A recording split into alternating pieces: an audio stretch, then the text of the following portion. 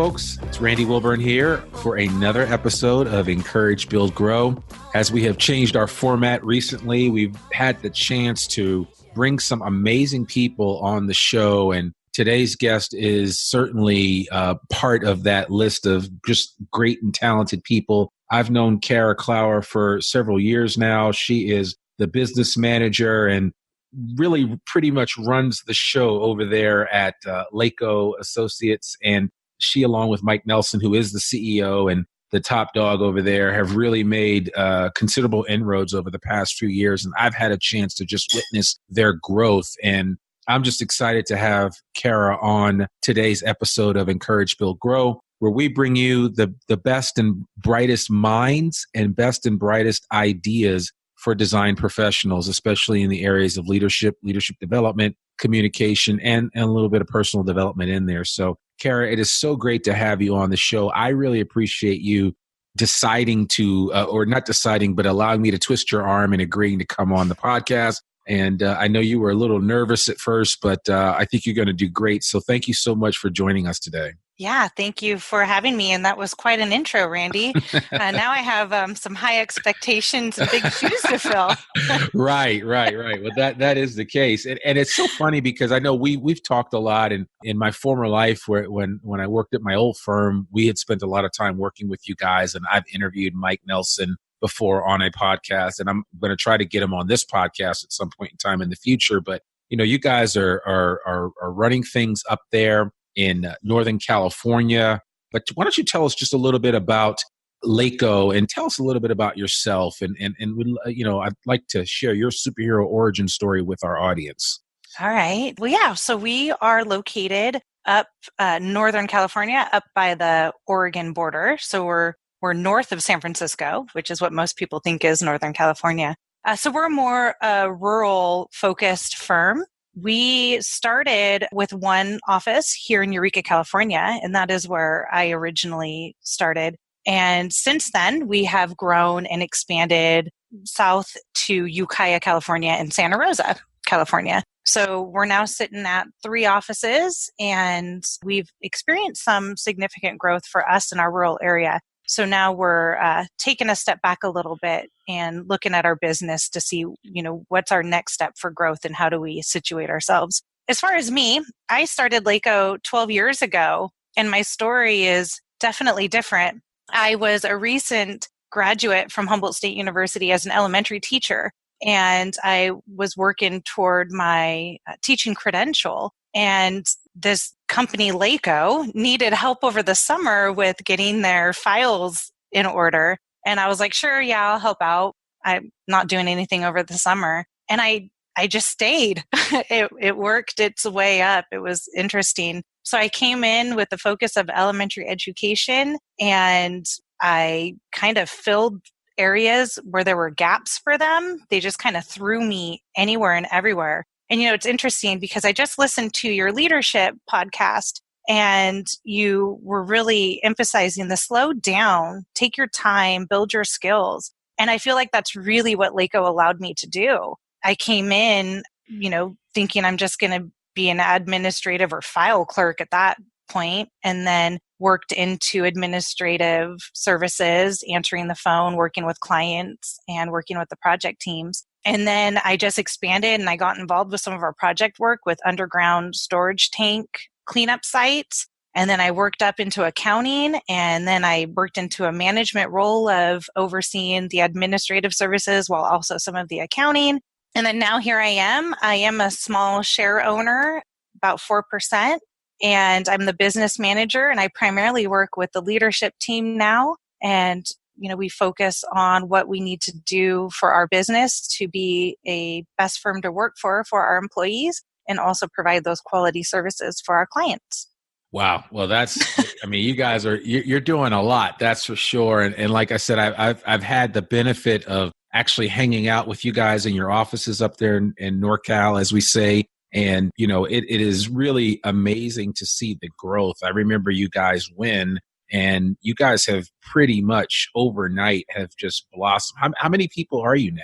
You know, it changes. It's been changing a little bit, but I think we're about 75 individuals. Mm-hmm. And 3 and a half years ago, we were about 45, 50. Yeah, yeah. So, and that's great. And I mean, I know it is sometimes you would think that everybody would want to go to Northern California, but because of the cost of living and things of that nature, it can sometimes be hard to attract great talent up there. Very difficult. Yeah. So, and that is something that I know between that and a lot of the natural events, and I'm using air quotes here, that have taken place up in your area, the fires, a number of issues that you guys have been like firmly in the middle of, that sometimes is hard to create a really open environment for attracting a lot of talent from other parts of the country to come there. It's true. And, a lot of people in our industry, they really like to focus on the urban aspects where we're very rural. So you have to like the outdoors to want to live in our regions. Santa Rosa is an hour north of San Francisco. So there you can get the city life. But other than that, you do have to want to be near the ocean and near the rivers and the mountains. And we are more remote. To fly out of our airport is really expensive. Yeah. So if you're one who loves to travel and wants to just hop on a plane, you're going to have to probably drive to San Francisco, and that's a 6-hour drive. So I mean, it's a great, unique area. I've lived here my whole life and I love it. It's beautiful. But for those people who focus more on the urban skills and that, city life and faster growth, because, things move slower here, we're not the area for them. No, I totally get it. But that's fine. I mean, I think, just like there's a LACO, there are other firms out there that serve the needs of their community. And you guys, I think, are doing a good job of serving those needs. And just out of curiosity, since we're talking about it, what is the type of individual that thrives really, really well in your environment there at LACO? The type of person that you would be looking for to hire if they were to knock on your door? Here, a lot of our employees have a lot of autonomy and they have a loud voice here. I would say for someone to thrive in our culture, we want them engaged with the community, internal and external, right? So we have a loud culture.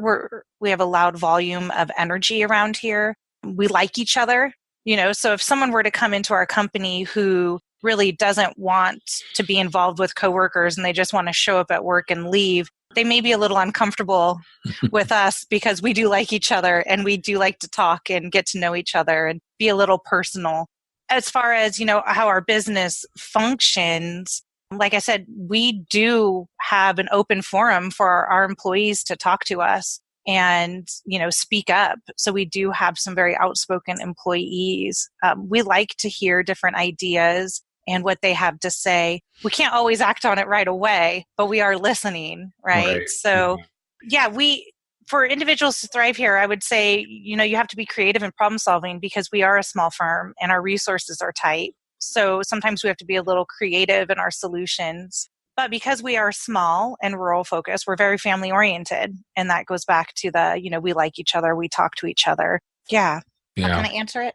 No, it does answer Okay. it. That's good. I want to build a picture for anybody listening to this that may be looking for a new home, or, who knows, maybe you're somewhere sitting in the Midwest and you want to get out to the wilds of Northern California and you're looking for a good design firm to lay your hat down, then LACO might be that place for That's you. right. But this isn't a commercial for LACO, but it is kind of. So We'll I take think, it. yeah, exactly. I think it would work. But why don't you talk just a little bit about kind of where things are going right now for you guys work-wise? How are you seeing things? Because one of the goals of this podcast is to just hear from different people around the country and to check their temperature and pulse with regard to the amount of work that's in front of them.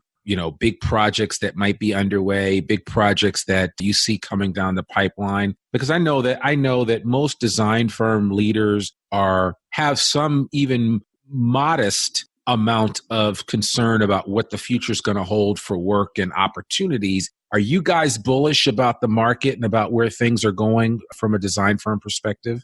It's interesting because we're in those conversations right now of, is the economy going to have a downturn? We've been so fortunate over the last several years. And when do you start preparing for that contingency plan in case things start slowing down? And as soon as we start thinking about it, we start getting a lot of work and it's like, wait, it's going to hit us. So it's really tough, predicting where we are in our area.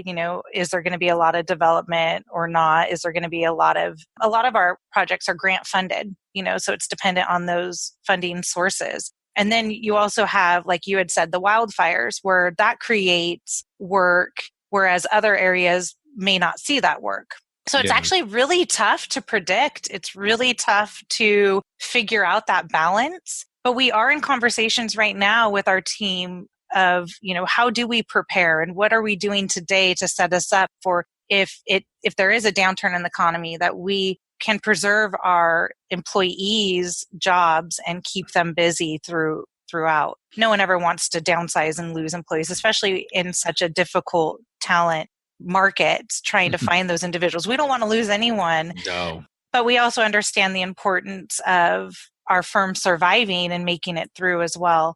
So we're in conversations. We have different regions, and they're all impacted a little different. So yeah, right now what we're doing, beginning stages, is just conversation. What's our contingency plan? If it does start slowing down, what are some of the steps that we take to help us survive it? Yeah. So, and you mentioned a good point, is that, obviously really, really good people are hard to find. What are you guys doing locally in your area to kind of mine the diamonds that exist right in your own backyard that may not be currently working for LACO? Are you going to the local schools? How are you interacting to kind of keep that pipeline going? Very good question. We started that 3 years ago because we are in such a rural, remote area. We have, over the past several years, we've hired over 40, 45 employees a year. We've added so many employees. I mean, that's attrition, that's, the turnover and all that as well. Some of them were interns, temporary hires, but we are constantly looking for the next talented individual to join our team. We do have local colleges and universities here near us, and we are definitely very engaged. We have guest speakers. We have a biologist here in Eureka who does field trips with with students out at the beach with Humboldt State. We are constantly engaged with our community. Our community is our home. We have an obligation to our community to be a part of it and to help elevate the community, advance the quality of life for our communities. So we are constantly engaged. We're constantly looking. I would say that because we've been doing this for 3 years, the majority of the talented individuals know we're here. Mm-hmm. Some of them are, loyal to companies they're currently working for, and we respect that. So our next step is really looking to attracting people to want to move here. And I mean, because we have like the engineers in training, we have those ones we can recruit, we get them here, but then we hit the challenge of mentoring. And how do we balance the workload of a project manager, the seller doer who's also selling, plus the mentoring of our engineers in training? So right now we're really looking and waiting for those engineers who have 10 years of experience. And Randy, you know how difficult that is. I mean, it is just tough. And we have fantastic... 7 years experience is tough. Oh, it's tough. Yeah. And so, we have some fantastic engineers, and they're now at the point where they're just struggling with that balance of quality work while also mentoring. But, we're constantly bringing new ones on. It takes us time. We're not going to settle. We want to make sure they're a good fit. We want to make sure that we're a good fit for them. But yeah, it's really trying to attract them to our areas. And that is where we're trying to expand more in our southern regions because it is closer to the cities. Whereas here in Eureka, we're pretty remote. But yeah, man, we try to get our name out there anywhere we can in our area. And we really try to show that we're likable and that we're engaged in the community doing some great things. And I think that's a good practice. I think a lot of firms in the design space, and I'm just going to put on my executive search /recruiter /retention expert hat and basically say that a lot of firms tend to look at recruiting as a knee-jerk reaction that, oh my God, we have a need. We need to start looking for it. But what you're saying and the way that you're describing your efforts is that it's just a constant, steady drip. That's right. Of contact with the community, of being out there, being everywhere, knowing the professors of the local universities that have design programs, just really engaging people right where they are and not waiting until the last minute to put a sign out saying help wanted, because that doesn't work anymore. Every firm has to be proactive about relationship building, because I say that's the key. Like all of your hiring managers, and I'm sure and I know that you guys do this, but I know all your hiring managers have to know a lot of the up and comers that work at other competing firms. And I'm sure you've interacted with them. And if nothing else, just had really good conversations with them and even be on a first name basis, because that's the kind of relationship building that will pay off in the long run. Our business is built on relationships. If we don't have relationships, we're not going to have clients. We're not going to have employees. We're not going to have the community buying our services. I mean, relationships, like gold, right? Yeah. You have to have them. And absolutely, like I said, we're constantly looking to see who we can help, elevate their career by being with LACO. So it's not just about us, but it's about them too. Because like I said, we do have that culture where you can speak up, you can share your ideas, you can ask questions, and hopefully gain some really valuable experience and those, great additions to your resume of things you've accomplished well with us. But yeah, it's a difficult market. And if people aren't always looking, man, I fear for the loss of revenues for that time that, it takes for you to look once you start. Yeah, absolutely. And I think, and that's a good point, because every firm needs to know or needs to keep track of the metric of how long a position stays open within their organization. Like how long does it take you to fill a entry-level designer position? How long does it take you to fill a environmental science position? Whatever are the positions that you fill the most, you need to know unequivocally how long these normally take to fill. And if you're not just kind of the way people look at the average days on a market of a house that's being sold, it's the same way with a position that you're trying to fill. You need to know how long on average that type of position is open until you get it filled. And you can even historically look back and look at the averages of, we posted this position at such and such a time and we filled it 3 months later. We posted this at such and such a time and we filled this 6 months later. So you start to see patterns emerge. And a lot of firms, I'm always surprised when I go in and firms are just not doing a really great job analytically of keeping track of those metrics from a hiring perspective, because that will always be the tail of the tape of what you can expect. And then that way, if there is work coming down the pipeline that, okay, I need to get myself ready and I need to start posting stuff now. I need to start, beating the pavement now. I need to start, sitting kneecap to kneecap with folks now talking about this opportunity, because I'm going to need to fill this position in the next 6 months.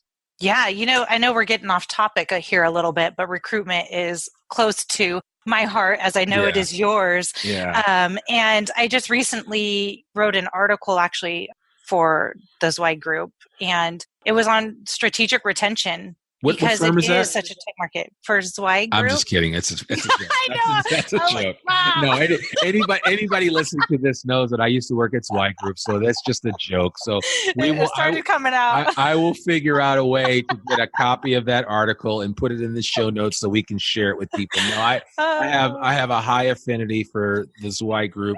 I know you do. And, Mark Zweig and I are going to be the best of friends until the day we die. So I love it. It's all good. But, that goes back to those relationships, exactly, right? And how important they are. Because you never know when you're going to need someone. But going back to retention, strategic retention, because it is such a tight market for everyone in this industry, you have to know who you must retain to fill your strategy plan, to fulfill on it. And if you're not thinking about those key individuals of, we are dependent, either it's a position or an individual. And if it takes 6 months to a year to recruit someone that can fulfill on this strategy, then you need to be focusing your retention efforts toward those individuals that your strategy is dependent on. Because if you have a knee-jerk reaction in that way, you can just kiss your strategy plan away. Right.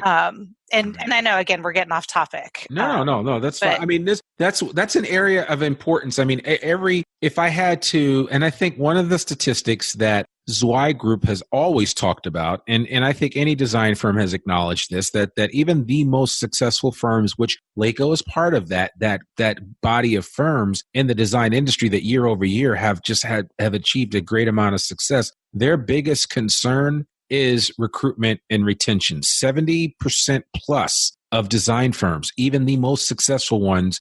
Recruitment and retention is the elephant in the room. Everybody's worried about that.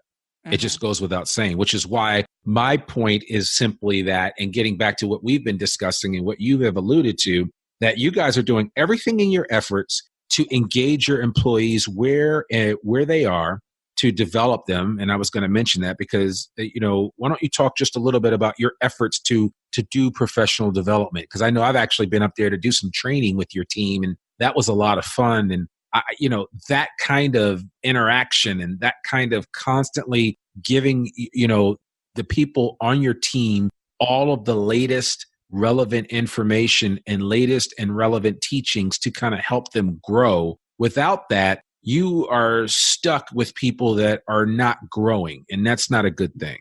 Yeah, that's right. We could definitely be doing better here, and we're trying to look at ways to do a better job with the professional development. And again, it goes back to that balance of how do we get this work done, because we have a shortage of the qualified designers and licensed professionals, to, how do we also allot time for the training and the mentoring.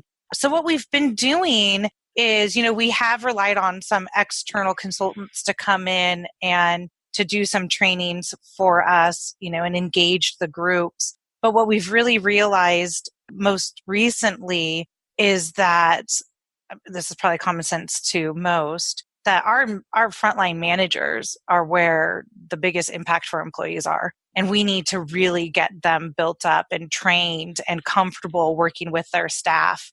So because they are the ones that are providing the mentoring and providing opportunities for their staff. So we have most recently started a supervisor training program. And, we started very basic. We started with the California labor law, where we would get all the supervisors in their different rooms, their conference rooms, and just really start talking about California labor law. For any of those listeners that are not in California, be thankful for this, because our labor laws are quite intense, and our supervisors need to know how to support their employees and how to follow the labor laws. So we started there and started looking at, case studies and, having more of an interactive dialogue. And then another thing in California is the sexual harassment training that they've mandated that is now required for all employees. And a lot of employers can take the opportunity of just having their employees do it online and qualify for the requirements.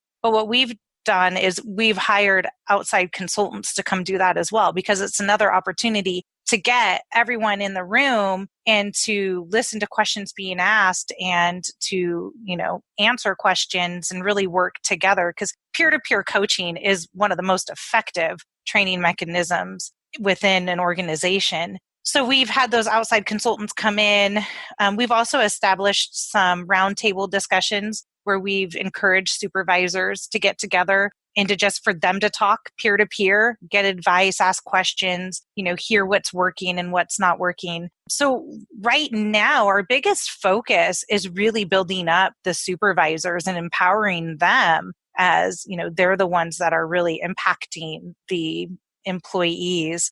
So we're kind of starting there. And then our vision is that we have monthly trainings that are interactive that, address a topic such as difficult conversations. Everyone can have a conversation on their opinions, but how do you sit down and talk about behaviors you're seeing and behaviors you need to see? And, especially when some of those conversations can be personal. Like everyone's favorite example is when someone has a bad odor and it's really abrasive. How do you sit down and tell the employee, hey, we're getting some feedback from people. People are concerned, like there's an odor. Right. Nobody likes those conversations.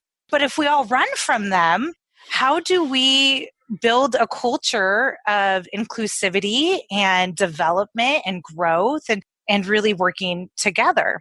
Go ahead. No, I was just going to say, so I guess putting a bar of soap on your colleague's desk does not qualify, right? And I'm being funny. So no bathroom spray. No Febreze. No Febreze. No, we don't get to walk around. No, these are first world problems, though. I mean, you're absolutely right, and communication is key. It's one of the things that I talk about and spend time training on is communication, because the the sooner we as individuals, as well as we collectively understand the importance of communicating, how we communicate to each audience, right? Because you can't just communicate the same way to every I organization. love that you just said that. So I love that you just said that. it just means that your message has to be customized right. and tailored to each group that you're going to be dealing right. with. Your approach in general, right? Yes. And that goes back to your leadership abilities and knowing who your audience is. I'm so glad you said that. Yeah. So yeah, that's what it's all about. And I mean, again, one of the examples that I use is that Abraham Lincoln basically said he spends 2/3 of the time considering the audience that he's going to speak to, and 1/3 of the time, putting together what he's actually going to say. Powerful. So yeah, I mean, and it's important. I think we miss out on that, and we have this cookie cutter approach to communication where whatever message I share with Bob and Sue, I'm going to share with Larry and Tom, and it's not the same. And you've got to consider each audience. And I think it's important from a business development perspective, because you're going to communicate differently when you represent your firm and you're out speaking to stakeholders in the community. That conversation is totally different than communicating with a peer firm or communicating with, some of the leadership on your own internal team. It's just, you have to know who your audience is and develop a message that resonates with them. Because what resonates with your leadership team, I mean, of course, everybody's going to be rah, rah, rah about what goals or what you're trying to do. But when it comes to stakeholders in the community, politicians and other individuals, important people, they have a whole different mindset, and you have to know how to reach them. And if you try to create these canned messages that try to reach everybody, that doesn't work. Yeah, so true. Yeah, I support that 100%. And so going back to, other ways, things that we're trying to tackle the development of employees while also balancing workload is we just created a new intranet. Well, actually, we worked with the firm who helped us, but, so we've rolled this out to where now every team member has access to this intranet, and we are really encouraging that knowledge sharing of, posting project specific information. And then what helps with that kind of content is that individuals like me who are not licensed professionals or who are not used to going to a job site and understanding what they're doing, we get to learn more about what's happening out there in the field and what kind of work we're doing for the community. But yeah, so this intranet is a place to share knowledge, ask questions, to see how we're engaging with the community, to share relationship information. And this has been a big contribution to our communication improvement. And we rolled this out in April, and we're already seeing great success with the tool. I love that idea. And I think even with the intranet, you can even sponsor some internal training and internal classes that you can put up on the intranet and make them available and just say, hey, if you're struggling with X, here's something that we've seen might help you out. And a lot of the stuff is just information that you can cull from online. You don't have to go out and spend a whole lot of money creating new classes and new trainings. There's so much. Listen, if I want to figure out how to do something, and I'll use this as an example, I had to recently learn how to propagate pothos, like golden pothos, so plants. And my plant was going crazy. And I was like, well, what do I do with this? And I went online to YouTube, I watched a video, and I learned how to cut my plants down and then repurpose them in glass with water and let them grow and then replant them. I learned all that on Google. I'm not an expert. I didn't go to a plant expert. I did ask a couple of people a few questions, but I primarily watched a video. We have the benefit of YouTube. We have the benefit of all this information. If you look hard enough, you can almost find anything any issue, any subject that you want to address within your organization, you can find it online. And then if that's not enough, or as an organization, if you want to brand something that is for your organization and maybe goes a step further than just the generic stuff that you'll find online, you can either pay somebody to create it for you, or you can create it yourself and then put it out there. And I think the intranet is a great way to do that.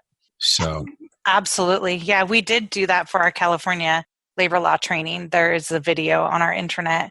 And we're still, getting used to it and starting out slow. But man, it's a great, efficient way to share information out there with all of our staff, so everyone is familiar with what we're doing and constantly learning from each other. Yeah, I think, and it's so funny, I think a lot of firms have gotten away from that, but I think there's still a real value in having an intranet. And for those of you that don't know, I mean, I'm not talking about the internet. The intranet is part of the internet, but it's just to think of it as an internal website for your organization where you are constantly updating the latest, greatest things that are happening, any wins. And I think that's the other thing, right? I mean, how do you guys, I'm curious at LACO, how do you guys let everybody know of a big win that comes in?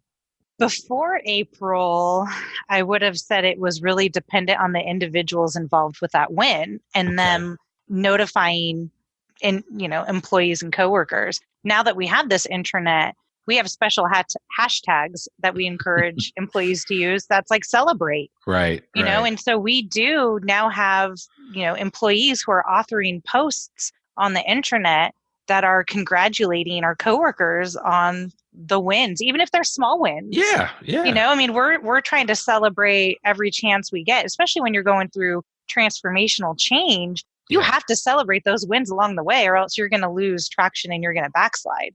Listen, it's all about celebration, because if you sit around saying, well, we'll celebrate when we're done with it, you're never going to be done. That's right. With work. There's always going to be something new. But anytime something new comes into your organization, you need to get a bell, a gong, something to just acknowledge it. And especially for people that are putting all the work and effort into proposal development and all this information that's going out on a business development perspective, and then you finally win something and then it's crickets. That's no good. So you have to celebrate. Even if you're like thinking, well, Randy, I'm more reserved. And as a leader, I want my people to be reserved. People, maybe they're not going to be like you. So maybe you need to rethink that approach, because everybody needs to have time to exhale and celebrate. It's important.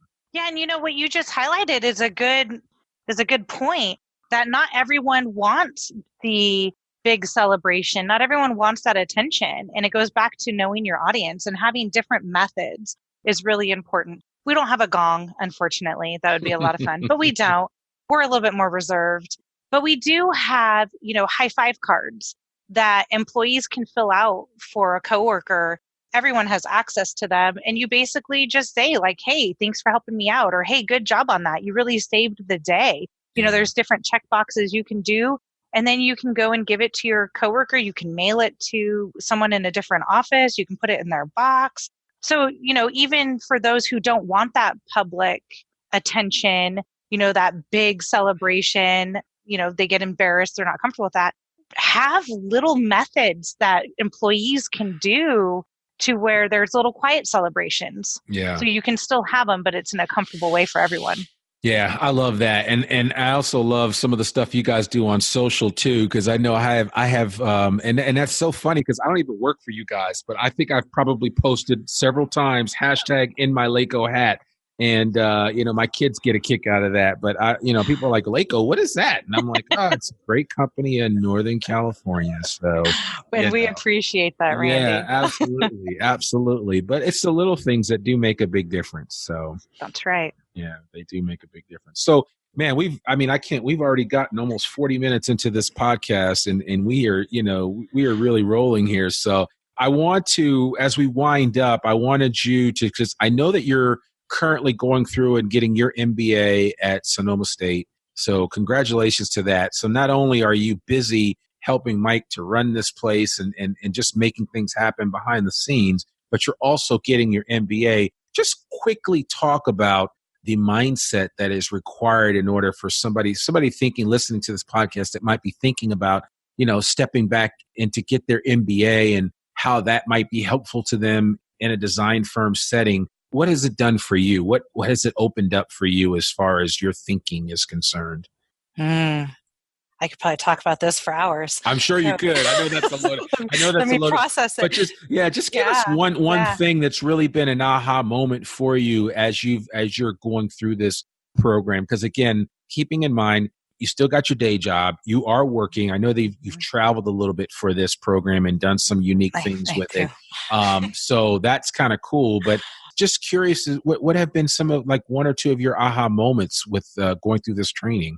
Okay. So I'm kind of an odd duck. I am very driven by my career, and I'm driven by results, not money, not fame. I want to get the results. So that was one of the most motivating reasons to go into this program. I travel 4 hours one way for school. So that's an 8 hours round trip. I go every other weekend. So it's not all the time. But it's something that I definitely had to be dedicated to. It was a big conversation in my home.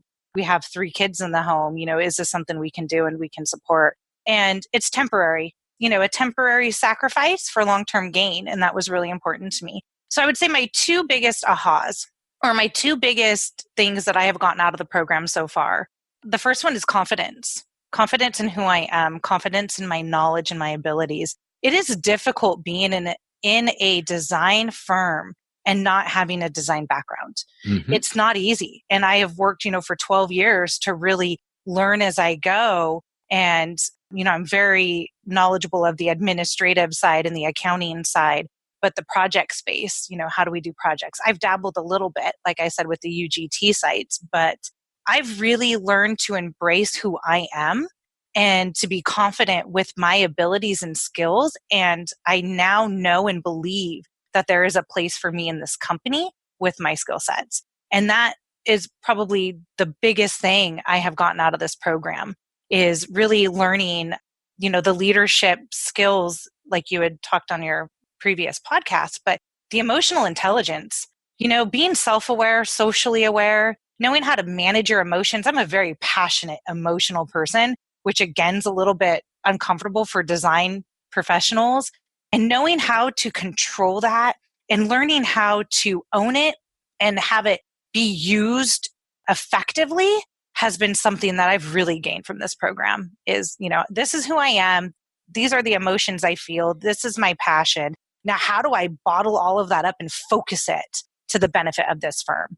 And that has really helped me working with the leadership team to have my confidence, because everyone, would say, Kara, we believe in you. Why don't you? Or, hey, you always say really great things, but then you always disqualify it with a statement of, well, you don't know. You do know, believe in yourself. Right. And that is something that I've really had to focus on, because for the 12 years, I've always felt like an outsider. I don't know the design work.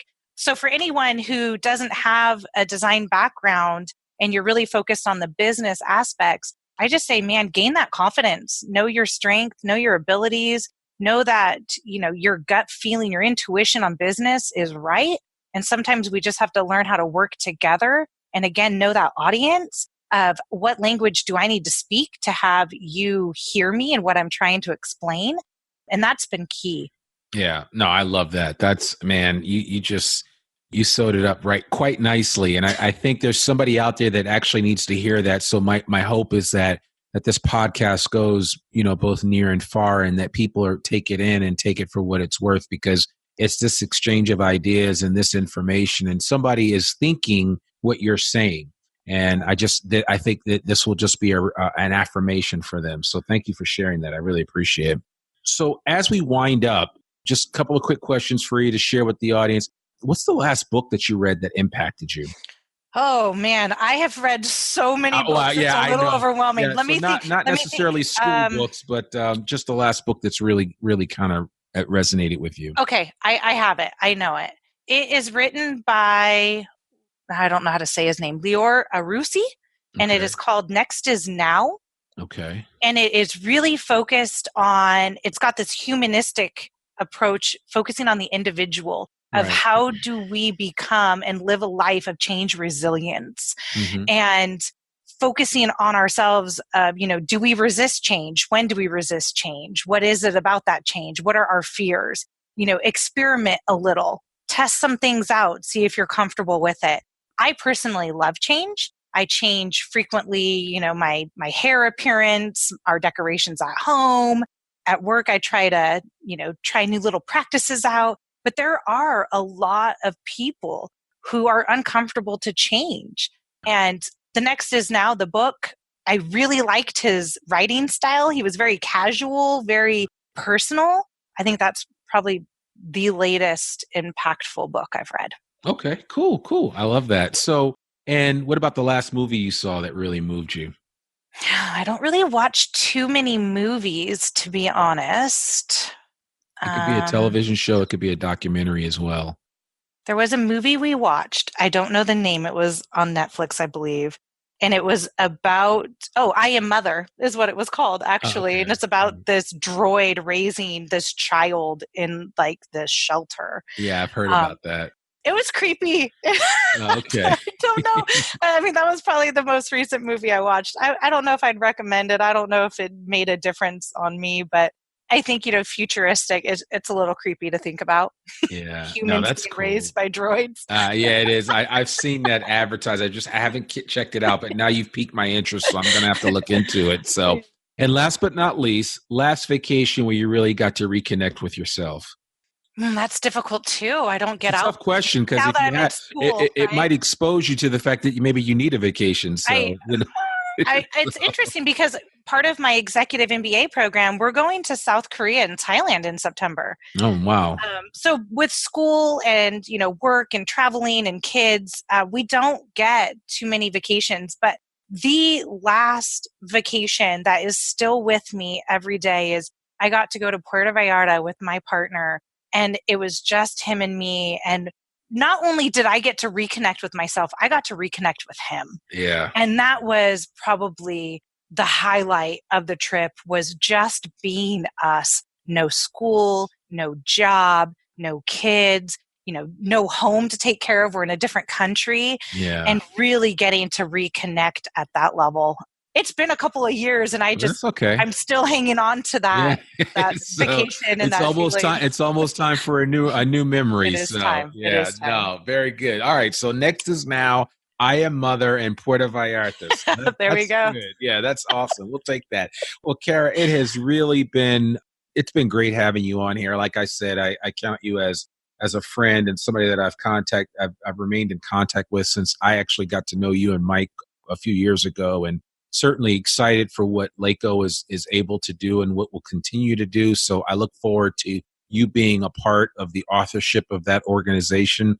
And thank you so much for kind of bearing your soul and sharing your experience as a non-licensed professional. Because again, there's always been, as long as I've been in this industry since 97, there's always been, a little bit of a stigma there if you didn't have that PE or AIA after your name or RLA after your name. So I think it's saying something that industry has really grown, where individuals like yourself can be in a leadership position and really be affirmed and go out and do your best work. So I really applaud what you're doing. I'm cheering for you on the sidelines. And certainly if there's anything that we can do here at Encourage, Build, Grow for you guys, you have to certainly let us know. And anybody listening to this, if you ever want to reach out to Kara, we'll put her contact information in the show notes, and you can touch bases with her privately just to let her know what you thought about this particular episode, or maybe something that she shared that really resonated with you. We would really appreciate that. But Kara, thank you so much for being on the podcast and being one of our early guests